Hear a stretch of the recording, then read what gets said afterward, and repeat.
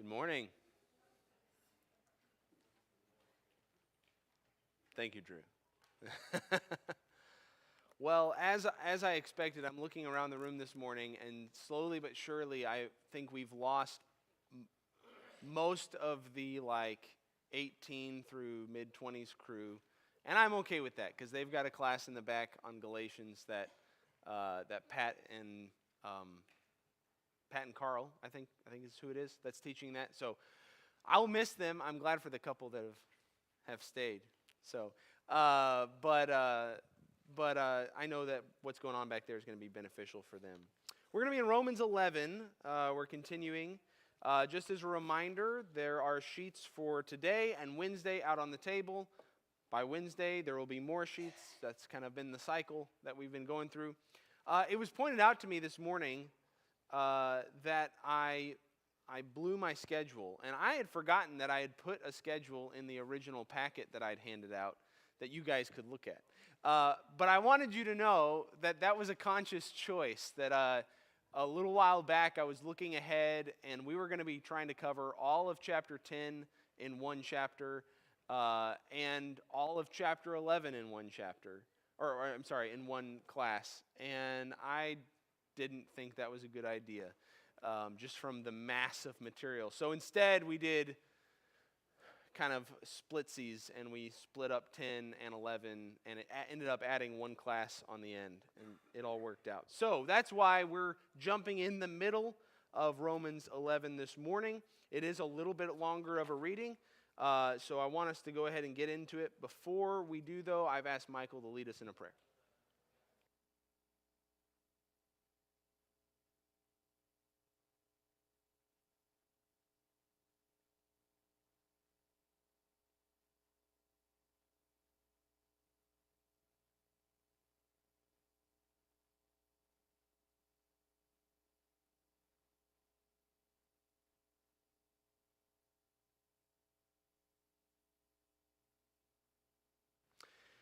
Alrighty, so let's begin reading in verse 11. We're going to read through the end of the chapter, and I'll be reading from the English Standard Version this morning. So I ask, did they stumble in order that they might fall? By no means. Rather, through their trespass, salvation has come to the Gentiles so as to make Israel jealous. Now, if their trespass means riches for the world, and if their failure means riches for the Gentiles, how much more will their full inclusion mean? Now, I am speaking to you Gentiles. Inasmuch then as I am an apostle to the Gentiles, I magnify my ministry in order somehow to make my fellow Jews jealous and thus save some of them. For if their rejection means the reconciliation of the world, what will their acceptance mean but life from the dead? If the dough offered as first fruits is holy, so is the whole lump. And if the root is holy, so are the branches.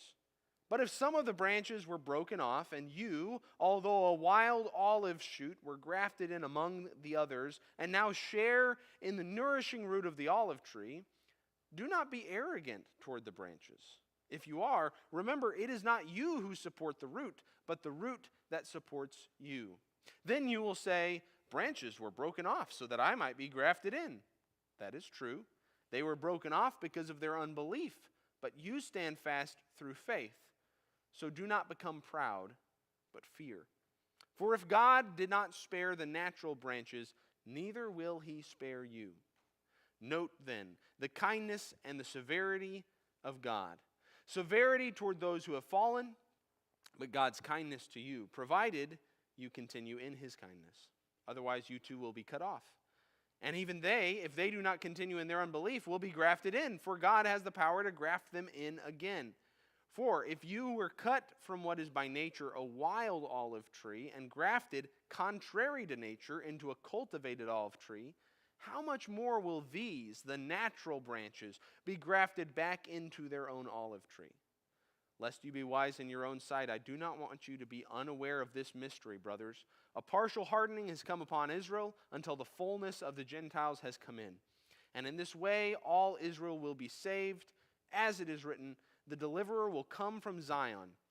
He will banish ungodliness from Jacob, and this will be my covenant with them when I take away their sins. As regards the gospel, they are enemies for your sake. But as regards election, they are beloved for the sake of their forefathers. For the gifts and the calling of God are irrevocable. For just as you were at one time disobedient to God, but now have received mercy because of their disobedience, so they too have now been disobedient, in order that by the mercy shown to you, they also may now receive mercy. For God has consigned all to disobedience, that he may have mercy on all. Oh, the depth and the riches and wisdom and knowledge of God! How unsearchable are his judgments, and how inscrutable his ways! For who has known the mind of the Lord, or who has been his counselor, or who has given a gift to him that he might be repaid? For from him, and through him, and to him are all things. To him be glory forever. Amen. All right, there is a lot in this section, and it's going to take some time for us to unpack and some discussion, so we're going to hop right in. I'm going to not comment, even though I really, really want to try to walk us through this passage. I want us to walk through it together. So let's go ahead and start working on the questions, and hopefully this will clear up as we unfold. So question number 1 that's on the worksheet. Who is Paul talking about falling in verse 11, and what came about through this fall?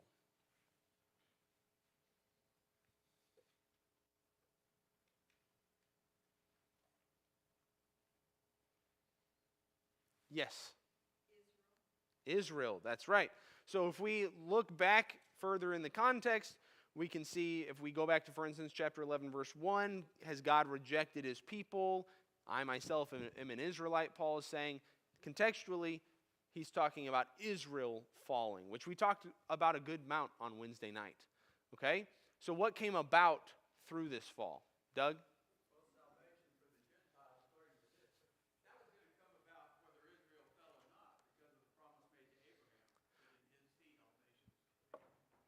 Yes, it would have come about. God's faithful to his promises. But Paul makes the point here that this is as a result of, there's a direct A to B. This is how God's plan came about. Scott, I saw your hand.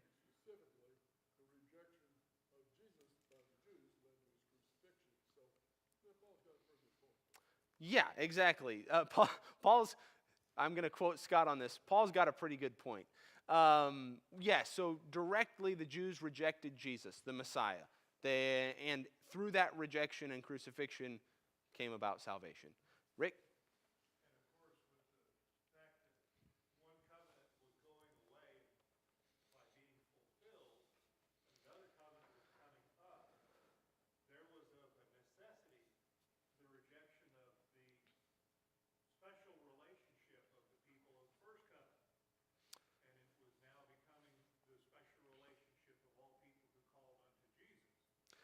So that's going to be,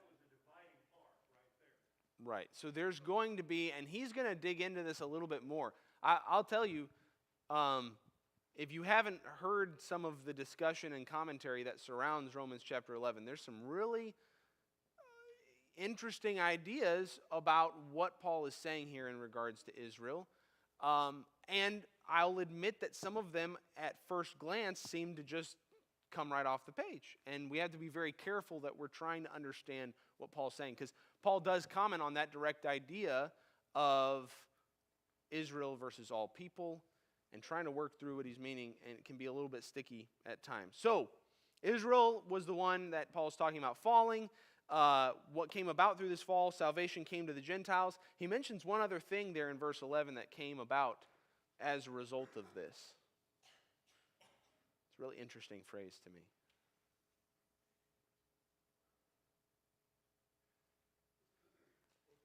Okay. So he says that the Jews are made jealous by the salvation of the Gentiles. Jews are made jealous by the salvation of the Gentiles. That's a fascinating statement, but Paul's going to expound on that a little bit more because he's going to double down on the idea here in a moment. So we won't unpack it in more detail right now because we'll get to it, I think, in the next question. Whom does Paul primarily address this section, in this section, and what does he hope to accomplish through this? Jimmy, did I? He's addressing the Gentiles. Okay, so he's addressing the Gentiles. He's kind of getting where they all kind of fit together. There was a place for the Gentiles as well as a place for the Jews. Okay, so he tells them specifically, Gentiles, I'm talking to you. Rhett, I saw your hand up. Same thing? Okay, so what's Paul hoping to accomplish through what he's talking about and what he's telling the Gentiles here in this message? Yeah, Lynn? Well, as it is with the book of Romans, he goes back and forth. So he's trying to tell the Gentiles, okay, because the Jews did not fulfill their promise to remain God's people, and you are now grafted in like the wild olive branch. He says, you don't need to be more proud than the Jews because you're Sure. fall into the same problem that they did. Mm-hmm. He said, just because you're saying, oh, you took out some of those branches, so Right. you're like, they're Yeah, He's saying, I can take out your branches too. So right. the point is that the Gentiles do not need to be more overly proud that they've been grafted in. Just be Right, thankful. right. So yeah, where he's going to go in just a moment when he's has a very direct, kind of heart to heart with the Gentiles, and yeah, he's going to tell them, you don't need to be proud. You were grafted in. Don't get arrogant about that.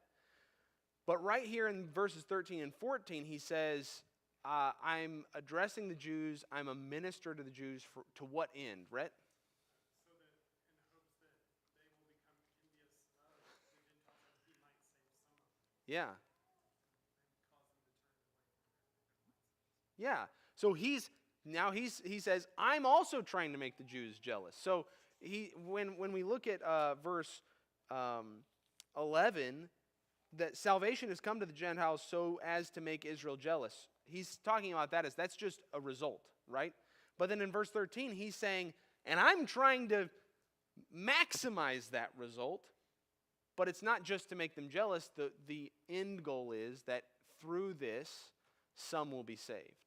Yeah, Rhett? I was just going to say that's one of the few times you see envy used in a positive light, where it's like Yeah. it will stir you to motivation to change. Yeah.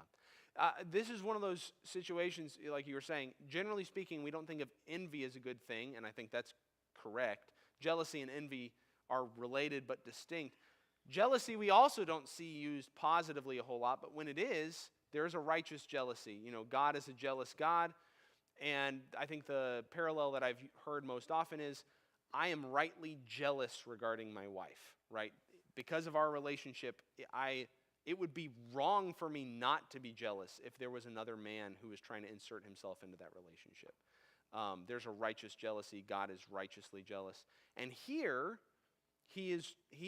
I think this is worth unpacking, so maybe we'll just throw this out for a little bit of discussion. In what sense is making the Jews jealous, righteously jealous, how is that going to help save some? Oh, Debbie, I'm so sorry. I missed your hand. Well, it's going to humble them. If it does the work that they're hoping, it will humble them Mm-hmm. and make them realize we fail. Mm-hmm.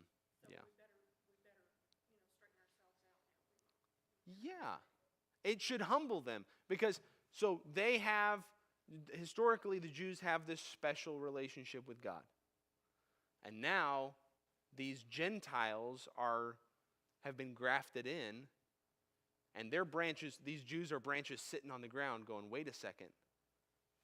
I want to be part of that tree, and it humbles them. Jimmy? I was just going to say that the Jews, if I'm a Jew, I'm sitting there saying, whoa, what's happened here?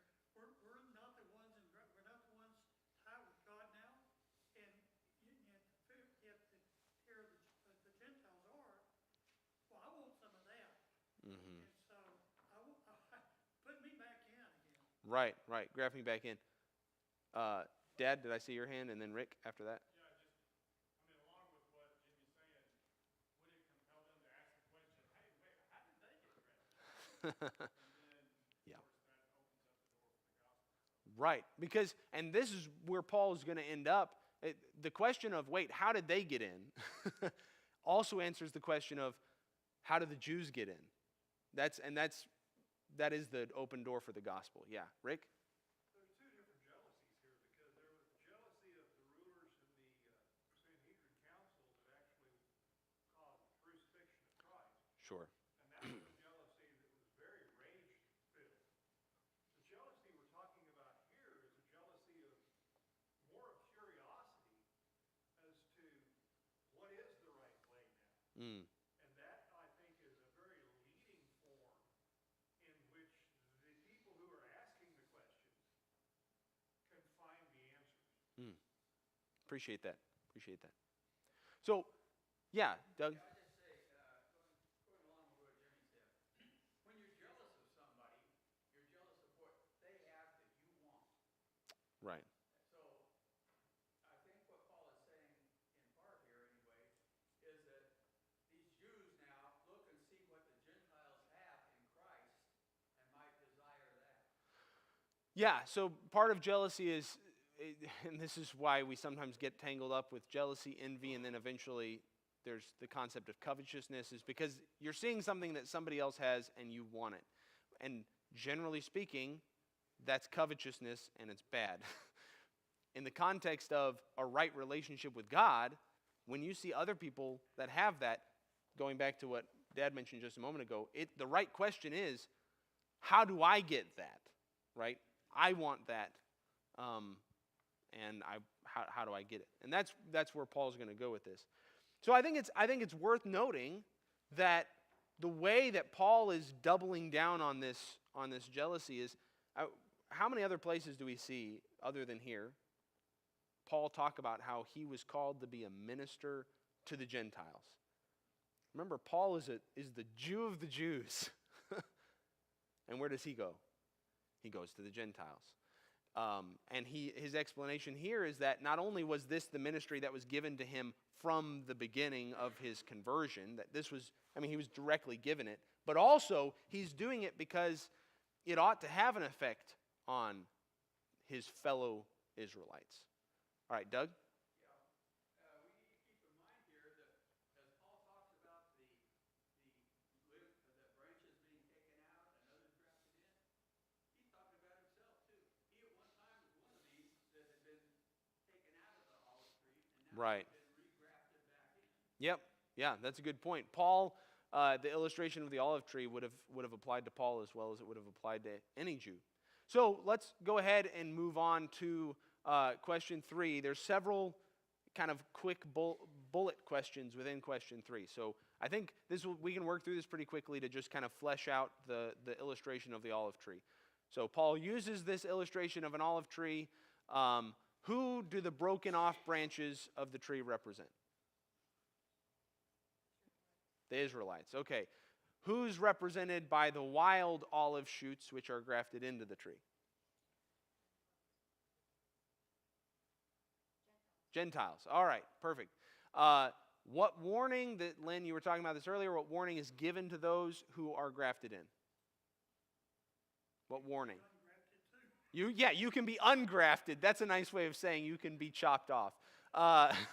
You can be removed. So what's the warning? What's the admonition that goes along with that warning? Hey, don't forget you can be removed, so don't be proud. Don't be arrogant. Okay, what is the reason he gives for this warning? Yes, Joyce. Okay, or another way of putting it is that you don't support the root, right? You're just a part of the tree. You're being nourished by the root. You're the benefactor. No, sorry, you're the beneficiary, not the benefactor here, right? So you should not be proud. The root is that which supports you. Okay, so this is where we're going to start getting into territory we haven't quite covered in passing yet. So, verse 20, why were the natural branches broken off?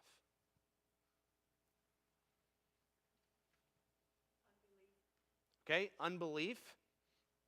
And then compare that to how he says those who are grafted in stand fast in the tree. Yeah, Joyce? By faith. All right, I'm going to turn to my Greek guy over here, Scott. Am I correct? I looked it up, but you might be able to shed some more light on it. Unbelief and faith. So the natural branches were broken off due to their unbelief. You stand fast through faith. I believe faith is a form of... with a negative instead, right. Okay, I just want to make sure I had that right, and he can double check it for me. So these are forms of the same word. The unbelief is just the word faith with a negative stuck in front of it, like theism and atheism. Okay, same thing. It's like faith and a faith, belief and a belief. Okay, unbelief.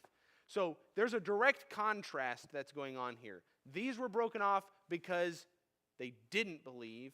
You are only grafted in because you believe. You have faith. Rick? We can't forget the actual target of that belief, which is Jesus Christ and his sacrifice. So that was something that was a stumbling block to the Jews, but to the Gentiles it was something new that they could get their hands on. Well, and we're told in a different context that the crucifixion to the Gentiles, by and large, was foolishness, right? A stumbling block to the Jews, to the Greeks, foolishness. But it's the power of salvation. So yes, the belief, you're correct. The object of this belief, this faith, is Jesus, his crucifixion, his resurrection. So what does Paul want his readers to take special notice of or consideration of in light of this?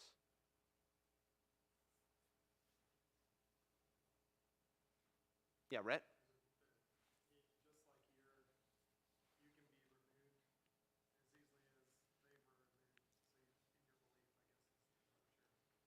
Okay?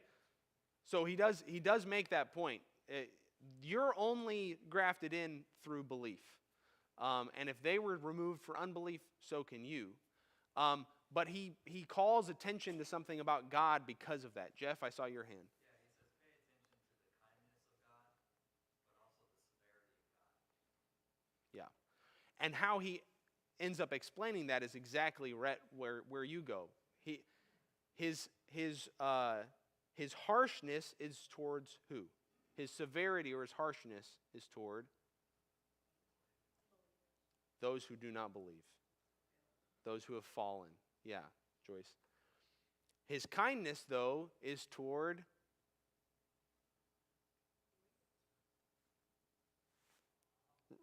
what's that? The humble. Okay, yep. Sierra?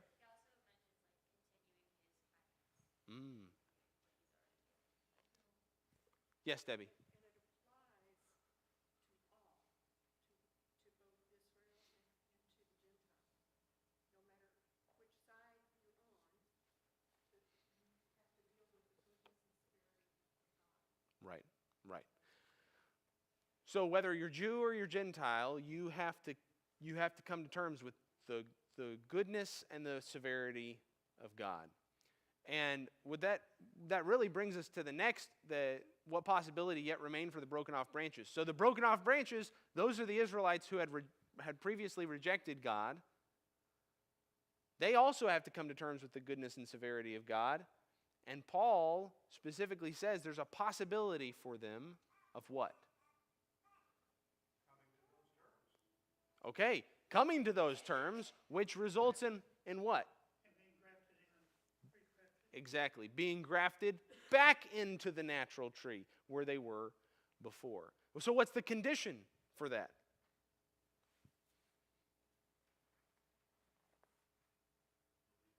Belief. Right. They can't remain in unbelief. They have to come back to belief in order to be grafted back in. Okay. So I think we've probably kind of already covered this part. What reasoning is used to illustrate the above possibility, and that is just that if if the wild olive branch can be grafted into the domesticated olive tree, then certainly the branches that belonged on that tree can be grafted back in as well. But and it's based on belief. That's what we just talked about. But Paul turns the image here a little bit further, because they're not coming back in the same way that they grew on the tree. They're being grafted back in the same way that the unnatural branches were. So that brings us to question 4. What did Paul want his readers to be aware of, and why? This is where he's going to start kind of teasing all this apart.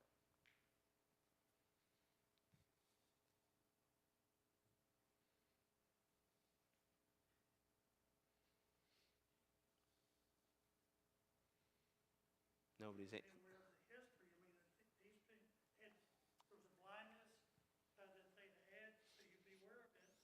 Be wise in your own, don't be wise in your own opinion, but instead turn to God and depend upon Him. You already have an example of the Jews. The Gentiles, don't turn around and do the same thing. Right. And then for the Jews, if you do that, again, learn from them. Yeah. So that is the why.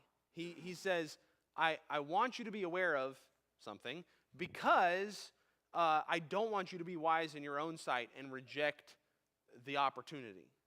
What is it that he wants them to be aware of? In verse 25. Scott? A mystery. He wants to reveal a mystery to them, or make them aware of it. And what is this mystery? Scott?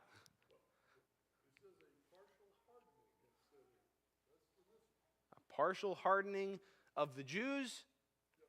Go ahead.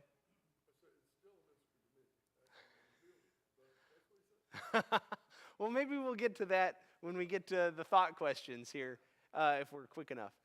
Yes, Laura.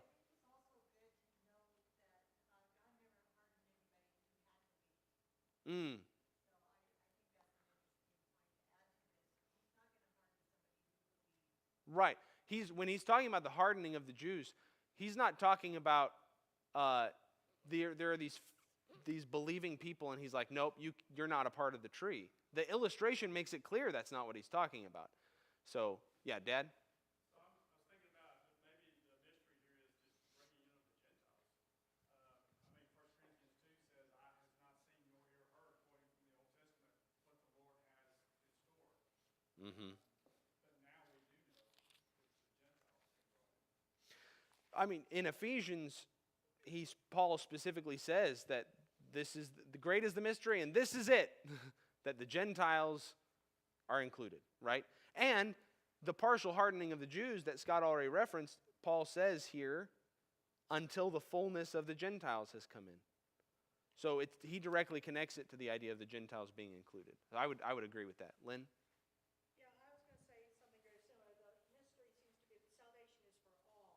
Mm-hmm. And so I think that he's talking about the partial hardening has come upon Israel, because I'm sure there's a good portion of them who say, really?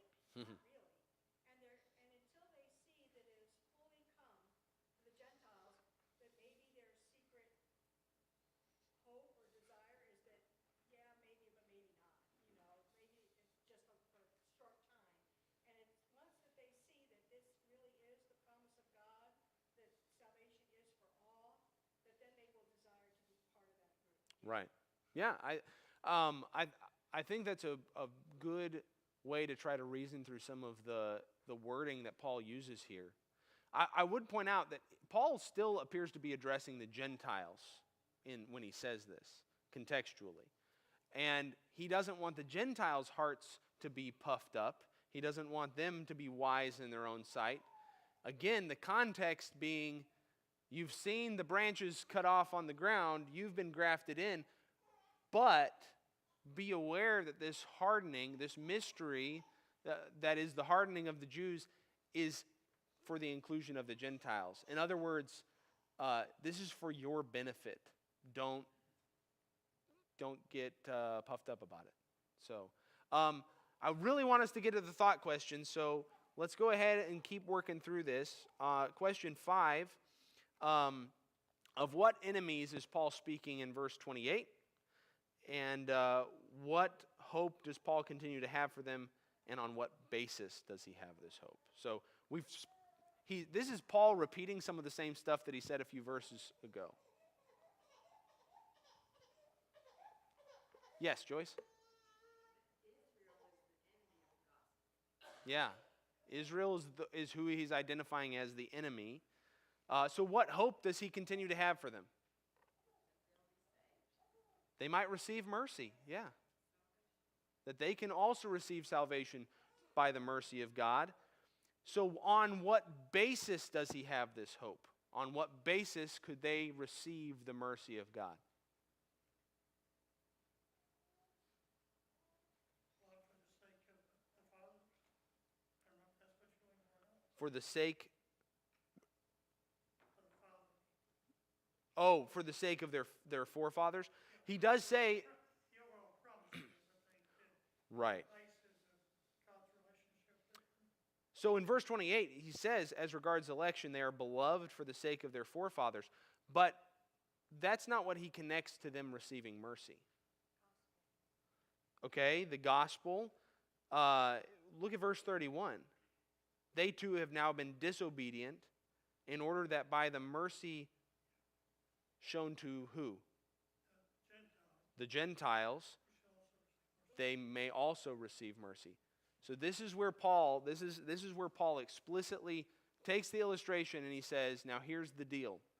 For the Jews, who yes, their forefathers received the promises, they were recipients of the covenant and benefactors or beneficiaries of that covenant. For them to receive mercy, they have to receive it the same way you do, Gentiles. The entrance point is the same. I think that's a really significant. If we don't see that verse in verse 31, we can get tangled up in knots about the election of the Jews and the irrevocable promises of God without seeing that Paul makes it clear. The entrance point of mercy for the Jews is the same as for the Gentiles. Yes, the gospel. That he doesn't use that term here, but that's the gospel. The good news is the news of mercy. Yes, yeah, very good, very good. All right, last of the textual questions. This one, there's a lot in these verses, so we can kind of go through and pick out here. While praising God's ways, what does Paul observe about God? This is a pretty general question. A lot of good answers.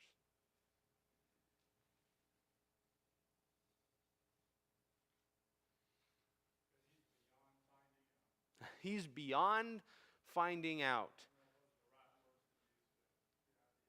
Yeah, beyond our comprehension.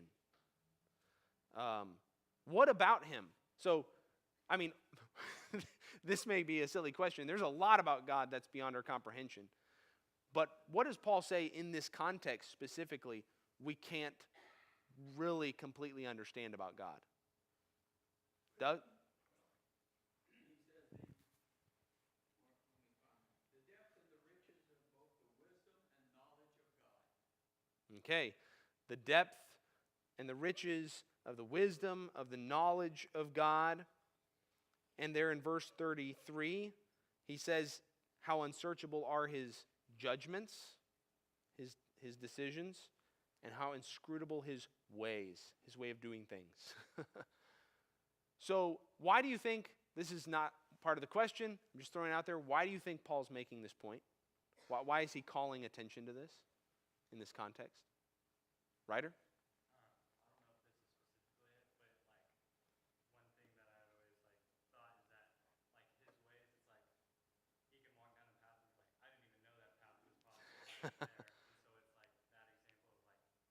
This is a path you didn't even know was possible, and the Jews can take it now. Yeah. God can do things you didn't think were possible, and what's on the table right now is the mystery of the inclusion of the Gentiles, and that the Jews have the same access that the Gentiles do. The Gentiles and Jews access God through the same way. God can do things you would not expect, you would not know. His point is, none of us could have seen this coming necessarily, not in this way. Debbie? And who would want to put themselves in the place of trying to teach or advise God? Yeah. If your initial response is, "Hey, God, I've got some notes for you about that," I wouldn't want to be in that position. Travis, did I see your hand up? Yeah, going back to even the beginning, the first chapter of the Romans, it sure seems like there was a conflict between the Jews and the Gentiles of we're the people of God. No, you used to be the people of God, and now we're the people of God. Yeah. God says either Right. or neither. Right. It depends on your faith. Yes. So that is not normal how these people, I think, in the first century would have thought. Yeah. You Yeah. know, we have this God or that God. He's our God or your God. He can't be both. And the basis of that, how does it make sense that it's based upon us having faith in Him? Mm-hmm. That's a completely different concept, I think, than what they were struggling with, and most people at that time Yeah. still would struggle with. Yeah. No, I think that's an excellent point, Travis, that we can see conflict between the Jews and the Gentiles, and the Jews saying, "We're God's people." The Gentiles' rebuttal would have been, "No, you rejected him. You were the ones that put him on the cross. You're not his people anymore." And to Travis's point, Paul's answer is, well, if we went back to Romans 10, last chapter, all who call on the name of the Lord, Jew or Gentile. Rhett, did you have something? I think like Travis and talked about the faith or the heart of the person is the most important thing. And when we put God in a box, like they're describing there in 33 through 36, you can't do that to God because He finds a path and a way to make that happen. That path was Jesus, and they rejected that because they thought they were about exclusion. We're His people. We're Mm-hmm. that. And God said, no, I'm about inclusion and bringing everyone together, and I'm not willing that anyone should perish. Right. God doesn't want, he doesn't desire anyone to perish. And so he makes a way for Gentiles and Jews to both have access. And the reason that Paul gives for that in verse 36, the explanation is a reminder that from him, through him, and to him are all things. He's the creator, he's the sustainer, and he is the recipient of his own creation. He is going to accomplish what he wants to accomplish, and it's going to be for his glory. Okay, Laura and then Lynn.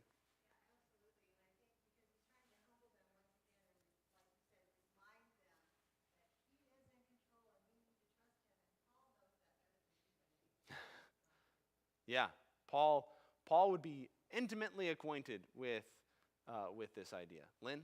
Along with what Debbie said, I think that he's trying to impress with these description of God, how this is the way it is. You may not get it, but this is the way it is. Yeah. You don't need to be thinking up ways around this. You know, when it says that God has no counselor, he has no need of a counselor. He is God. Yeah. So if God said the Gentiles will be grafted in and that you are now equal as far as in obedience to the gospel, this is the way it is. So Yeah. Yeah. live with it. Right. God made this decision, and you can believe that it's the way that it is. And This is not hard for us today because we're not facing the same cultural things that Sure. they faced back then. So we can say all peoples of the world are allowed to be Christians. Right. Yeah, and it's not, but we have to appreciate where they're Yeah. coming from. yeah, there's we don't have the same Jew-Gentile distinction that they did, that as a, I think, a personal hang-up for us. But I think the principle of this is the way God decided to do it, you can try to understand it, but regardless of whether or not you understand it, this is the way that God's doing it. That principle applies to us in so many different ways, not just the inclusion of the Gentiles. I'm looking around the room, and I think it's a fairly safe bet that all of us are very glad that the Gentiles can be grafted in. So we don't necessarily have quite the same hang-up today as cultural hang-up as they would have, but the principle is important. Yeah, Joyce. Mm-hmm. Yeah, that's a great application. God made this possible because he cares about his creation. He cares about his people. So those of us who have had the privilege of being grafted in ought to be caring that others be grafted in, right? That should be a natural response to that, absolutely. Okay, so we've got 2 thought questions and not enough time for 2 thought questions. And both of these are really good things to try to unravel. I think I'm going to opt for question 1 for the rest of our time. If you have questions about question 2 and want to discuss it, Romans after hours or something like that, I would be happy. I'm fascinated by the way that Paul phrased this, and I think that there's some confusion around it. I'd be happy to discuss it. But let's do thought question 1. What mystery, this comes back to what Scott was talking about a few minutes ago. What mystery is Paul talking about in verse 25? And is this still a mystery? Okay, Rick, I see your hand up. I'm going to go back to my covenant thought that I did earlier. And we see a lot of similarities in Romans and in the book of Hebrews. And the discussion in Hebrews is speaking to those who are of the Israelite nature. And it's talking about the change of the covenants and the advantages and superiority of the covenant. In Romans, we have the 2 covenants represented, and it's interesting in the fact that you have to include a very important discussion to the Gentiles, and the discussions to the Israelites have to be also in a point that the Gentiles can understand. So we see the 2 covenants compared, and the responses of each of the people to that new covenant, the Jews and the Gentiles.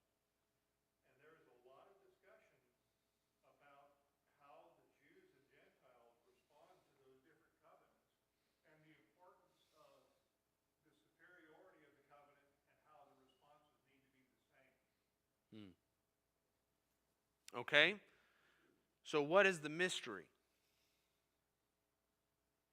Doug? The mystery is that the Gentiles are now joint heirs with the Jews. Okay. As a matter of fact, tying this in with thought question 2, they are now part of the Israel of God that Paul has been talking about throughout this whole letter. Okay.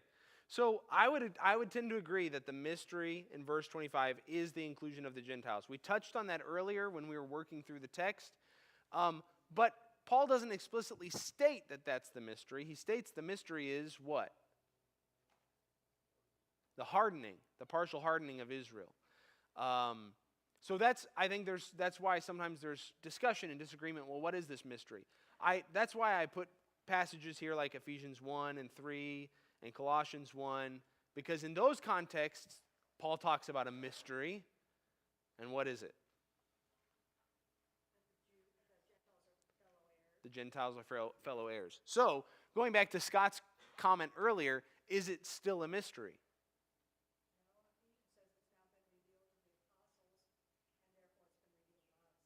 Yeah, okay. So Ephesians, Paul explicitly says this mystery has been revealed. So Scott, I was intrigued by your comment. It may still be a mystery in some ways. Is it the partial hardening? What's that? Question 2. Yes, okay. Which, yeah, it's 11:30 right now. So maybe we should have done question 2. That would have answered it. Yeah, I was about to say we can do question 2 on Wednesday, but that would be a mistake because we wouldn't get Romans 12 done on Wednesday if we did that. So, all right. Well, I appreciate y'all's participation. I'm happy to discuss thought question 2 outside of class.